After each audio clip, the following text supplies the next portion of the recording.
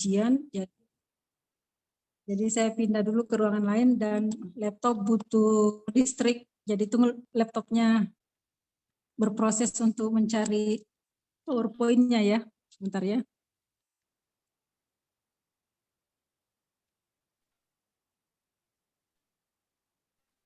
Jadi hari ini terakhir ya kita ketemu. Kemudian materinya tentang insekta. Benar ya?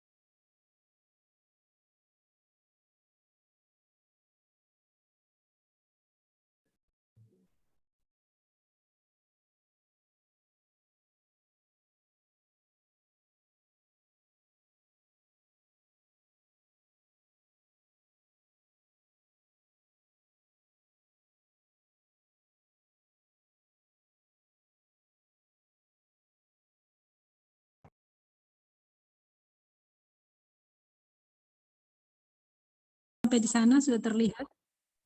Belum, Ibu. Belum.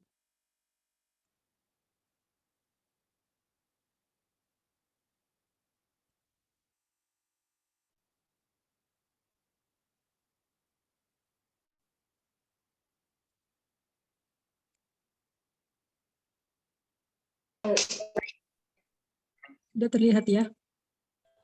Sudah, Ibu. Sudah, Ibu. Sudah, Ibu. Baik, bismillahirrahmanirrahim. Rabbi syarahli sadri wa yassir li amri wahlul 'uqdatam min lisani yafqahul qaul. Kita masuk pelajaran yang terakhir tentang insekta atau serangga. Sebentar.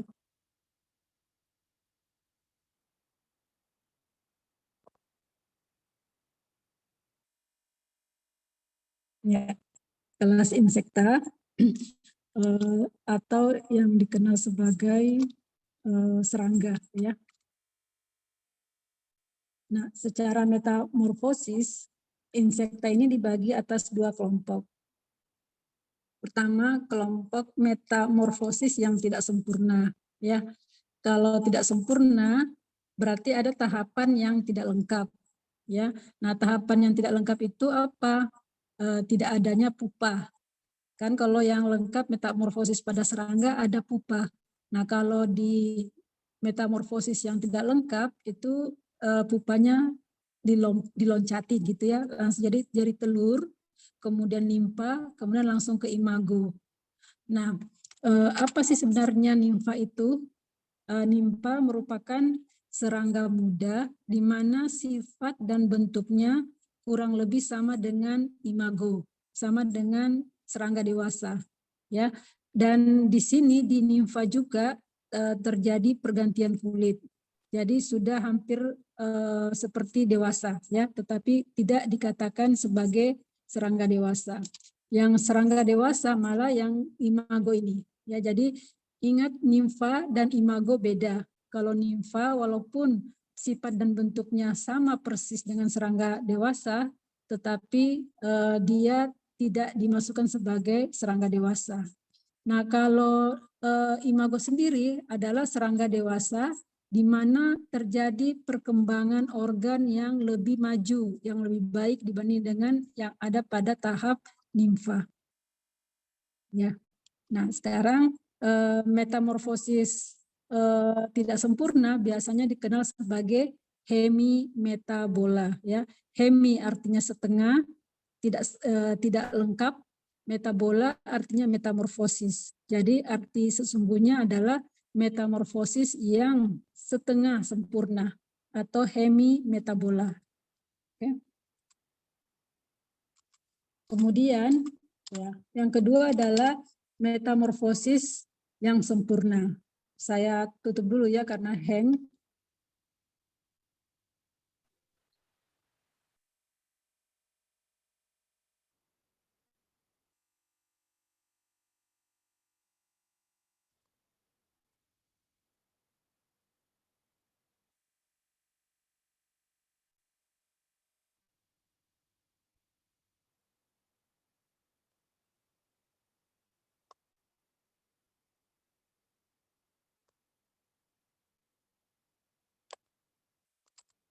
Nah, untuk metamorfosis yang sempurna, saya lanjutkan ya.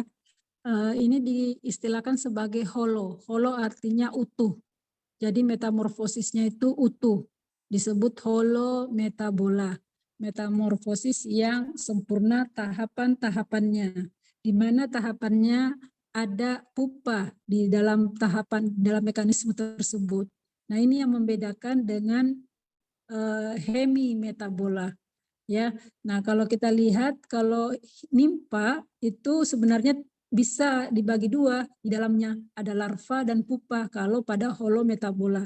Tetapi karena nimfa ini bersatu, serangganya dua tahapan yang dilewati itu terjadi pada satu tahapan di sini, maka ini secara ringkasnya sudah jadi suatu serangga yang merupakan hampir kalau potong kompas gitu, artinya dia tidak dikatakan tidak sempurna karena melewati satu tahapan. Tetapi sebenarnya di nimfa ini terjadi dua tahapan yang terjadi ya. Nah, tetapi kita tinggalkanlah, yang penting tahu bahwa tahapan yang terlewati itu adalah dua ini, larva dan pupa. Nah, holometabola tahapannya lebih sempurna karena dia melewati larva dan pupa yang diawali dengan telur saat menetas menjadi larva. Nah, larva ini nanti masih dikatakan sebagai calon ya, masih dikatakan calon serangga. Nah, dari larva baru dikatakan pupa. Nah, di pupa inilah sering terjadi aktivitas di dalamnya untuk menjadi serangga dewasa ya. Nah, itu yang holometabola. Nah, ini pengertian dari larva, bahwa merupakan serangga muda di mana sifat dan bentuknya belum sama dengan dewasa. Berarti dia calon serangga ya. Jadi di sini kemungkinan banyak yang terjadi kematian, tidak jadi dewasa karena masih sangat lemah ya. Kemudian pupa merupakan suatu bentuk serangga yang tertutup yang biasanya dikatakan sebagai kepompong, di mana pada saat tahap ini terjadi penyempurnaan dan pembentukan organ untuk menjadi imago ya. Nah, disinilah aktivitas penyempurnaan organ-organnya ya di pupa ini. Nah, kalau metamorfosis setengah sempurna atau hemimetabola ini dibagi 5 ordo, tetapi kita hanya mempelajari satu ordo dari hemimetabola. Nanti sisanya ada pada holometabola ya. Nah, ordo hemimetabola yang kita akan pelajari adalah Orthoptera. Yang lainnya kita abaikan saja dulu ya. Nanti mungkin kapan lagi ketemu parasit mungkin ada diberikan tentang ini. Saya tidak tahu nanti Pak Dr. Hadi bagaimana pengaturannya ya. Tapi semoga kalian masih dapat parasit lagi di semester berikutnya. Apakah masih dapat parasit? Parasitologi 4 misalnya. Ini parasitologi 3 ya? Iya Bu, sepertinya masih Bu. Masih ya, berarti mungkin saja Dr. Hadi menyimpankan ke parasit keempat tentang hal ini. Jadi kami cuma dipotong saja beberapa ordo yang harus dipelajari di tingkat parasitologi 3. Baik, kalau begitu kita menuju ke Orthoptera. Nah, Orthoptera atau serangga bersayap lurus. Nah, ciri-cirinya coba nanti kalian pelajari baik-baik perbedaan ciri-ciri antara ordo yang diberikan sebentar ya. Karena sudah kami buat soal dan semua masuk, artinya bukan semua masuk sih, apa yang ditekankan itu yang masuk gitu ya. Nah, jadi kalian bisa mengenali intonasi suara saya, yang mana saya tekankan, yang itu yang maksud saya yang kalian harus fokus belajar. Nah, ciri-ciri ortoptera, nah ciri-cirinya dia memiliki sepasang sayap, ya. Sayapnya itu berarti ada dua, sayap depan dan sayap belakang. Bukan dua, maksud saya sepasang sayap, artinya dua pasang di sayap depan, dua pasang di sayap belakang ya. Nah, sayap depannya itu lebih tebal dan sempit. Lebih tebal dan sempit. Kemudian sayap belakangnya tipis serupa selaput. Nah, kalau kita melihat gambar ini, lihat. Oke. Berarti dua pasang ya. Tapi ini cuma gambar, mungkin ada ini ya, kalau aslinya apakah dua pasang di depan, dua pasang di belakang. Karena kalau kita melihat ordo yang lain, itu dua buah sayap di depan, dua buah sayap di belakang. Itu namanya 4 pasang berarti ya. Jadi sepasang depan, sepasang di belakang. Nah, tapi yang kalian harus tahu bahwa ciri khasnya adalah berbeda antara satu sayap depan dan sayap belakang, itu berbeda satu sama lain ya. Kalau di depannya itu biasanya tebal dan tipis, sempit artinya tidak luas seperti ini ya. Kemudian sayap belakangnya lebih tipis serupa selaput. Oke. Nah, kalau pada ortoptera yang jantan, ciri-ciri lainnya ya, ciri-ciri yang perlu dipelajari, yang perlu diketahui. Kalau jantan itu beda dengan betina. Nah, kalau jantan biasanya mengeluarkan suara yang berupa kerikan. Kerik pada serangga yang jantan dia mengerik ya. Nah, mengerik ini punya dua fungsi. Nah, fungsi pertama adalah hanya untuk mencari perhatian pada betina. Nah, kalau kalian ketemu soal untuk persiapan perkawinan atau untuk perkawinan, itu bisa dimasukkan seperti hal itu ya, seperti masuk dalam fungsi mencari perhatian pada serangga betina. Berarti itu masuk dalam reproduksi ya, perkawinan. Nah, kemudian fungsi yang lain, kerikan dari si hewan jantan ini adalah mengusir musuhnya. Musuh kan saingan ya, kalau misalnya mereka mau menikah atau mau kawin, kalau kata kawin itu untuk hewan, kalau untuk manusia menikah. Jadi kalau si serangga ini mau kawin, ya pasti ada saingan-saingan pejantan yang lain datang juga. Nah, kerikan itu bisa difungsikan untuk mengusir saingannya ya, supaya tidak mengganggu. Seperti itu. Jadi ada dua fungsinya. Sedangkan hewan betinanya itu punya ciri khas khusus, yaitu ada ovipositor di bagian belakangnya yang fungsinya untuk meletakkan telur. Jadi ovipositor fungsinya untuk meletakkan telur. Ya Allah, saya stop lagi dulu.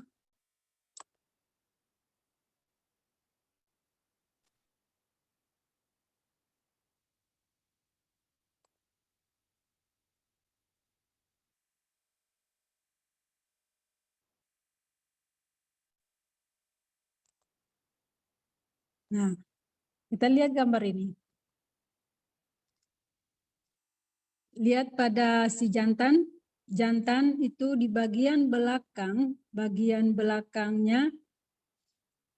ya, kalau di bagian sayap belakang itu ada yang mencuat seperti ini, ini yang biasa berbunyi, yang mengeluarkan suara getir. Jadi disebut kerik ya, mengkerik. Kalau jantan. Kalau betina, dia punya di bagian belakangnya, ya, di bagian belakangnya mempunyai ovipositor di belakang bagian sini, ya, bagian sini. Nah, kalau kita lihat di gambar sebelah, itu ovipositornya berada di bawah ini. Ya, pokoknya di ujung pangkal dari abdomennya, ya. Nah, itu tempat menyimpan telur bagi si betinanya, ya. Nah, kemudian ciri yang lain adalah tipe mulutnya bersifat mandibulata, yaitu bisa berfungsi ganda, menggigit dan mengunyah, ya.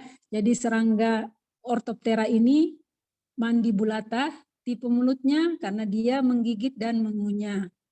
Nah, alat mulut ini kenapa dia dikatakan mandibulata dan memang fungsinya harus menggigit dan mengunyah? Karena dia dilengkapi dengan mandibel. Mandibel itu sisi luar yang apa kalau pada manusia itu apa itu namanya? Bagian kerangka itu ya apa sih namanya? Rahang ya, rahang, sorry. Rahang. Rahang ya benar, rahang yang agak kuat. Jadi bisa dia menggigit sambil dia mengunyah makanan yang masuk ke dalam tubuhnya, ya. Itu. Jadi ingat baik-baik kenapa dia dikatakan mandibulata, karena adanya mandibel yang kuat pada rahang. Mandibel itu rahang yang kuat pada sisi wajah si serangga ini, ya. Nanti kita lihat gambarnya. Nah, seperti ini. Ini muka serangga. Serangga seperti ini, kemudian mandibulanya itu ada di sini, mandibelnya itu ada di sini. Itu namanya rahangnya ya. Nah, ini kita lihat mandibelnya kalau sebelah kanan mandibelnya itu di sini ya. Kemudian yang mandibel kirinya itu di sini. Ya. Jadi untuk menguatkan mulutnya supaya menggigit dan juga bisa langsung mengunyah. Itu ya, itu ciri Orthoptera. Apa saja contohnya? Contohnya adalah belalang, ya belalang. Kemudian belalang itu disebut Disostura. Mohon ini harus dimengerti istilah ilmiahnya, karena yang muncul di soal adalah nama ilmiah, bukan nama bahasa Indonesianya. Ya, itu mengajar untuk mahasiswa belajar untuk menghafal nama ilmiah. Nah, silakan nanti kalau kalian belajar ini diperhatikan ilmiahnya ya. Nah, jadi contohnya adalah Disostura itu belalang, Bactroxerderma aculiferum ya. Kemudian ada Stagmomantis belalang sembah, Blatta orientalis kecoak, Gryllus jangkrik. Nah, ini yang biasa bunyi-bunyi itu adalah jangkrik ya. Kadang-kadang juga belalang saya dengar tapi tidak sekeras dari si jangkrik ini. Nah, yang kemudian kita menuju ke holometabola. Nah, holometabola yang biasa dikenal sebagai metamorfosis sempurna. Jadi itu harus kalian mengerti, holo sempurna, penuh, utuh, sedangkan hemi setengah tidak sempurna ya, itu perbedaannya. Nah, holometabola cuma dua ordo yang kita pelajari. Tadi di hemimetabola cuma satu, kalau ini sudah dua ya, Coleoptera dan Hymenoptera ya, yang lainnya tidak usah di-ignore saja. Jadi kita fokus di Coleoptera dan Hymenoptera, sorry. Kemudian ini kita langsung saja ke ciri-cirinya. Ciri-cirinya itu mempunyai dua pasang sayap. Nah, dua pasang di bagian depan, ini depan yang kecil, yang hitam coklat tua, bukan hitam, coklat tua pekat. Ini depan. Lihat posisinya, dia di depan ya. Sayap depan yang tebal, agak kasar, kemudian dia berisi zat tanduk ya. Komponen penyusunnya adalah zat tanduk yang disebut dengan elytra ya. Makanya dia keras. Kemudian pada sayap, sepasang sayap di belakang ini lebih seperti selaput yang transparan ya. Selaput itu agak tipis dan agak lembut dan transparan ya. Bedakan ya dan diingat. Nah, ciri yang lainnya adalah tipe mulutnya adalah cuma menggigit. Nah, tidak ada mengunyah karena di mulutnya tidak dilengkapi rahang seperti pada Orthoptera tadi ya.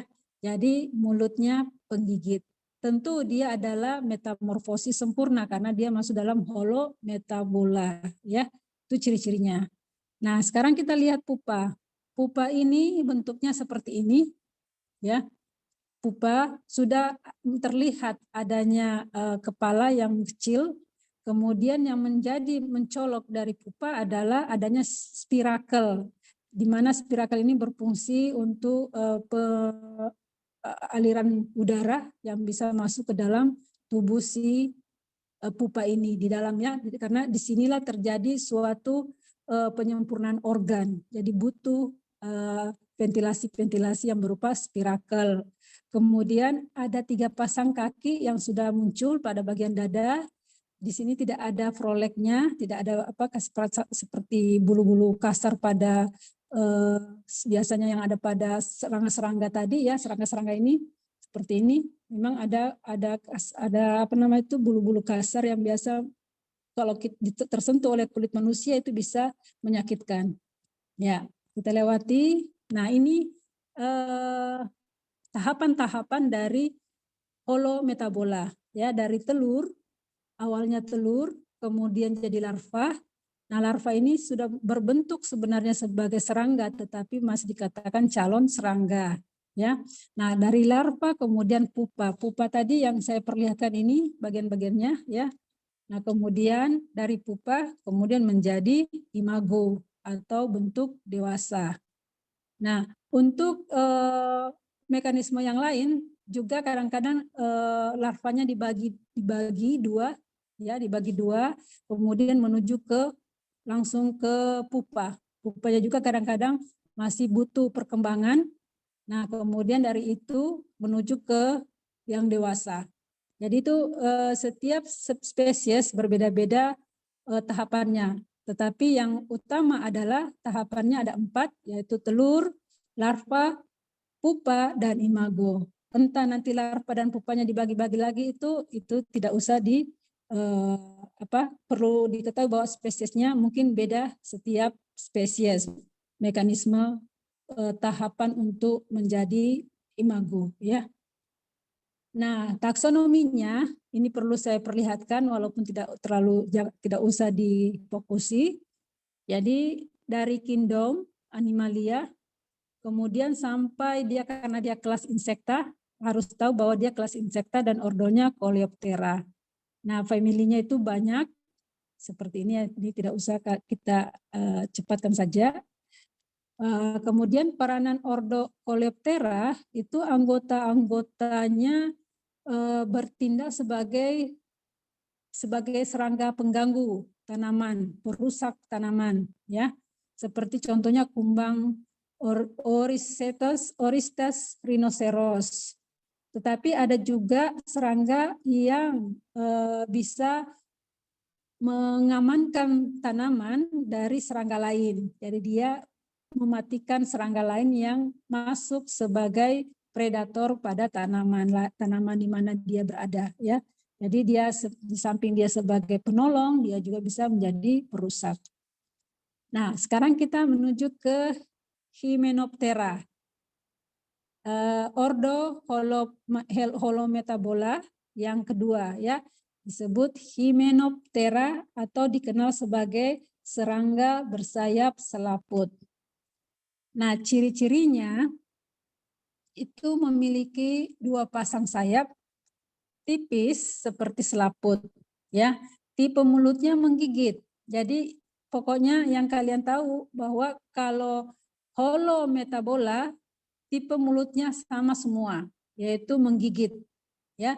Kalau hemimetabola tipe mulutnya itu mandibulata, ya. Jadi kalau holo semua menggigit tipe mulutnya. Nah, kemudian memiliki 2 pasang. Kalau si Hymenoptera itu sayap yang depannya sama dengan sayap belakangnya. Dia tipis dan berbentuk selaput, ya. Contohnya ini Apis mellifera atau lebah madu. Nah, ini lihat, jadi dia cuma sepasangnya, tidak ada lagi di belakangnya. Jadi sepasang sayap kiri dan kanan. Dan ini sangat tipis dan bisa mudah rusak. ini lebah madu Apis mellifera. Ya, kita loncati saja. Nah, ini bagian-bagian tubuhnya.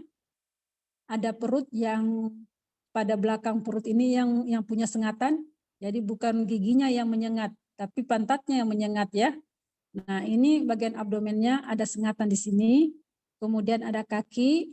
Nah, bagian dadanya terdapat dua sepasang sayap tadi ya. Kemudian kepalanya ada ini. Nah, ini mata majemuknya, mata yang terdiri dari beberapa mata, bagian mata, sehingga dikatakan sebagai mata majemuk. Kemudian ada rahang yang berupa sungut, bukan sebagai mandibel, tapi berupa sungut untuk menghisap sari-sari bunga. Ya, nah ini ada antenanya, oke. Nah, untuk mekanisme proses perkembangannya itu pertama karena dia adalah holometabola maka sempurna.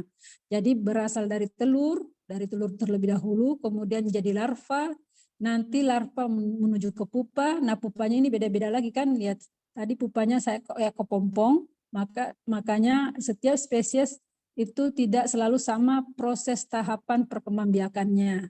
Tetapi mereka melewati tahapan ini kalau holometabola ya. Nah, dari pupa ini dia bisa menjadi 3 bagian spesies sekaligus, bukan sekaligus maksudnya satu pupa langsung jadi 3, bukan ya. Pupa ada 3, misalnya 3 macam pupa. Ada satu pupa bisa jadi dewasa pekerja, ya lebah dewasa pekerja.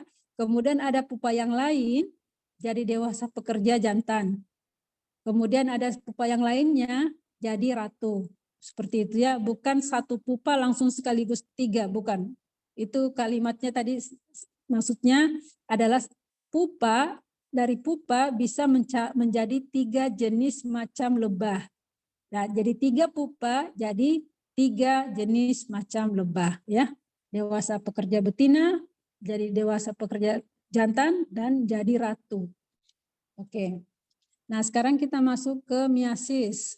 Apa sih itu miasis? Nah, ini miasis yang biasanya bisa menyebabkan penyakit yang mematikan juga ya. Jadi kita harus hati-hati dengan luka. Jika ada luka kita jangan biarkan terbuka. Kita harus tutup supaya tidak dihinggapi oleh lalat yang bisa menyimpan larva-larvanya, telur-telurnya di dalam luka tersebut sehingga terjadilah miasis.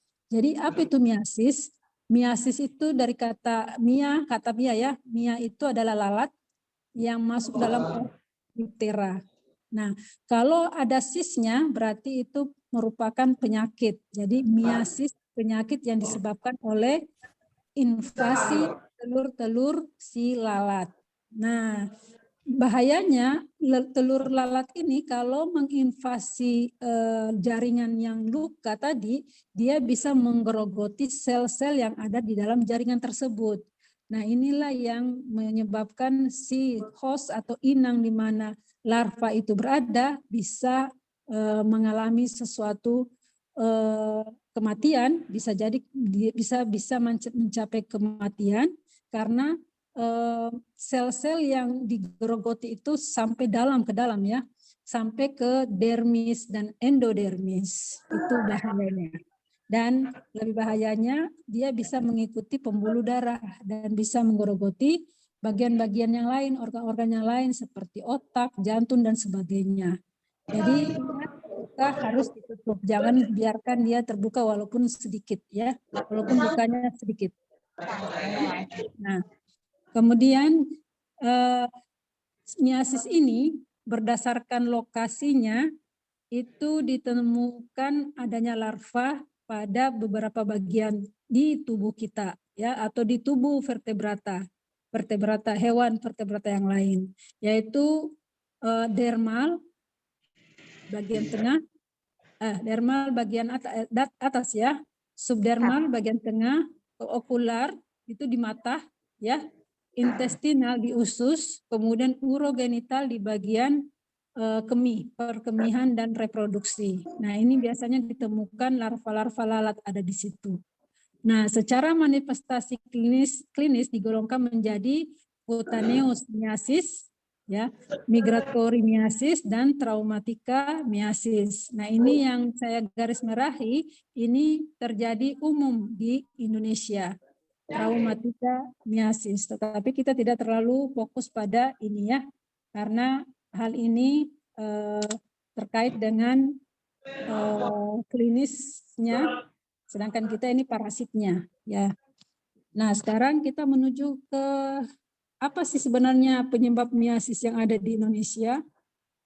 Itu dibagi dalam 3 kelompok. Ada lalat primer, penyebab utamanya yaitu Chrysomia bassiana, ya. Kemudian ada lalat sekunder. Nah, sekunder ini penyebabnya ada 3 macam lalat. 4. Kemudian ada lalat tersier. Nah, yang kalian harus ingat adalah golongan 3 kelompok ini saja, lalat primer, sekunder, dan tersier. Contohnya kalian ya baca sekilas saja ya. Jadi ada kelompok lalat primer, sekunder, dan tersier. Nah, ini gambar-gambar dari spesies penyebab miasis di Indonesia. Jadi ada lalat-lalat ini yang paling umum ya, banyak di tempat-tempat sampah. Jadi hati-hati dengan seperti ini. Walaupun mereka hewan lemah, tetapi sangat mematikan juga untuk kita jika dia hinggap di luka kita dan menyebabkan jaringan kita hancur ya. Nah, ini adalah perkembangbiakan si lalat tadi. Ya, perkembangbiakannya ini sama karena dia holo metabola, berarti dia melewati pupa, larva dan pupa. Nah, ini kasus di mana si lalat ini hinggap, dia meletakkan telur-telurnya di jaringan yang terbuka. Ini luka ini. Luka, kemudian dia hinggap, kemudian dia meletakkan telur-telurnya. Nah, pada manusia ini pernah kan pernah melihat seperti ini atau pernah merasakan juga. Nah, ini harus hati-hati. Nah, ini sapi pun bisa menjadi zoonosis bagi manusia. Mengapa? Karena pada saat sapi dihinggapi lalat yang menyebabkan miasis, itu bisa terinfeksi ke manusia juga, bisa terbawa larvanya ke manusia pada saat dagingnya dimakan. Jadi ingat setiap memilih daging itu pilihlah daging yang segar ya, artinya apa? Dia tidak berpenyakitan. Tetapi sayangnya banyak penjual-penjual daging yang tidak jujur. Mereka kadang membunuh peliharaannya karena hampir sekarat. Karena sudah sakit, dia potong, kemudian dijualnya lagi daging itu. Padahal di dalamnya banyak larva-larva yang bisa ditransfer ke manusia. Nah, bagaimana kita sebagai konsumen? Kita baiknya memasaknya lebih dari 100 degree Celcius. Karena kalau tidak, maka efeknya adalah kita memakan larva lalat yang sudah ada di jaringan otot-otot dari daging tersebut. Ya. Nah, di kasus mata ini didapatkannya ada pupa, sudah ada pupa bahkan di mata itu, pupa dari lalat yang sudah menghinggap di sini ya. Dia si pemilik ini dioperasi, diangkatnya pupa ini besar seperti ini ya. Nah, ini sangat bahaya juga untuk kita sebagai host si lalat ini. Nah, bagaimana pengobatan miasis? Pengobatannya itu cucilah luka yang sudah ada, misalnya sudah terbuka dan itu kita harus tutup, sebelumnya harus dicuci ya. Kemudian kalau sudah ada tanda-tanda bahwa ada telur atau larva di dalam luka tersebut, maka kita harus mengambil belatung-belatung tersebut, kemudian diberilah antibiotika ya. Nah, biasanya kan belatung itu hidup kan, jalan kan, terasa di sel kita. Kalau misalnya dia ada, itu terasa. Kita bisa merasakan denyutannya kan. Nah, itu cepatlah diambil sebelum dia berkembang lagi atau masuk ke pembuluh darah. Nah, obat yang paling sering digunakan untuk menyembuhkan miasis ini adalah berupa insektisida, yaitu contohnya asuntol, ivermectin, dan rotenon. Nah, ini sebagai pengetahuan umum saja. Jadi tidak usah diinikan karena ini adalah bukan bagian dari parasit, cuma sebagai pengetahuan umum bahwa jika kita mengalami miasis maka ini obatnya, ya. Nah, sampai di sini sudah selesai. Perlu kalian ketahui miasis adalah penyebabnya lalat yang berasal dari ordo difteri, diftera ya. Artinya serangga yang mempunyai 2 sayap, diftera. Oke. Nah, dari sini ada yang mau ditanyakan, silakan. Ibu, saya izin bertanya. Ya, silakan Mas siapa ini? Mas Pelik Effendi. Ya, Mas Felix ya. Mas Felix Effendi, silakan. Ibu, saya mau tanya tentang ovipositor, Ibu. Ovipositor ya, tempat meletakkan telur. Oke. Iya benar. Apakah telur pada jangkrik atau belalang selalu diletakkan pada ovipositor, Ibu? Karena saya pernah mengamati peternak jangkrik itu memanen telur jangkrik di bagian dasar kandangnya, Ibu. Dan bahkan ada yang jual telurnya juga, Bu. Ada yang jual telur jangkrik. Begitu, Bu. Oh, di bagian dikumpulkan di bagian-bagian mananya, Mas Felix? Waktu itu saya pernah mengamati itu di bagian dasar kandangnya itu ada kayak tempat Kandang, kayak oke. Ya. benar, Ibu. Dan Iya. saya mau bertanya lagi, Bu, tadi kan aku habis baca artikel di Google bahwa induk jangkrik dapat bertelur kurang lebih dari 500 butir. Dan apakah mungkin ovipositor pada jangkrik dapat menampung telur sebanyak itu, Ibu? Terima kasih, Ibu. Ya, sama-sama ya, pertanyaannya bagus karena dikaitkan dengan pengalaman pribadi ya, bahwa telurnya yang dipanen, yang dikumpulkan itu adalah dari dasar kandangnya. Nah, sedangkan ovipositor di mana dia posisinya, apakah dia bisa menampung sebanyak telur yang tadi dikatakan Mas Felix dari artikel itu sampai 500-an butir, apakah bisa tertampung atau tidak. Nah, kalau kita melihat fungsi ovipositor sendiri adalah meletakkan telur. Meletakkan telur artinya bukan permanen tetapi temporari. Temporari itu artinya tidak menetap, sementara saja. Jadi pada saat si betinanya mengeluarkan telurnya, disimpannya dulu di bagian tubuhnya yang disebut dengan ovipositor. Nah, setelah disimpan di ovipositor tersebut, barulah diletakkan di mana dia ingin meletakkannya, misalnya di bagian kandang mana dia sukanya berdiam diri atau mengeramkan telurnya, disitulah dia simpan. Nah, kebetulan Mas Felix memanen atau mengumpulkan telur-telur jangkrik ini dari dasar kandang. Nah, di situ memang tempat penyimpanan si telur-telur dari jangkrik ini ya. Artinya apa? Dari ovipositor diletakkanlah di tempat yang di mana mereka suka untuk mengeram atau apa. Jadi sifatnya adalah temporary, sementara saja ovipositor ini ya. Nah, karena posisinya sangat kecil, ovipositor itu letaknya di ujung dari abdomennya dan itu kecil dan sempit, maka otomatis tidak muat sejumlah banyak telur yang dihasilkan. Jadi sebelum dihasilkan telur berikutnya, ya dia simpan dulu telur, diamankan di tempat di mana mereka sukai ya. Jadi makanya telur itu kita dapatkan di dasar atau di pojok-pojok kandang ya. Kemudian bertelur lagi, disimpan sementara lagi di ovipositor, kemudian diletakkan lagi di kandang di mana mereka sukai. Ya, begitu Mas Felix ya. Baik, jadi, Ibu, sangat jelas. Terima kasih. Ya, sama-sama. Ya, ada lagi yang lain? Ya, silakan. Nah, kalau tidak ada karena materinya sudah selesai, cuma ini ortoptera, hemimetabola, holo, dan miasis ya.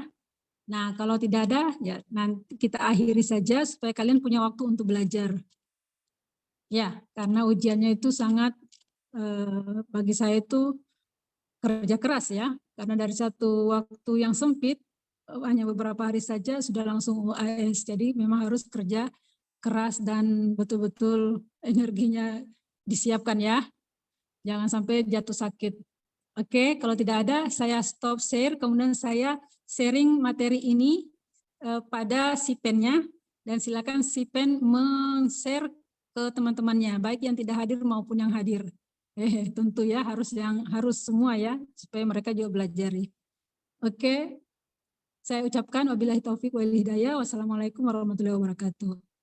Waalaikumsalam warahmatullahi wabarakatuh.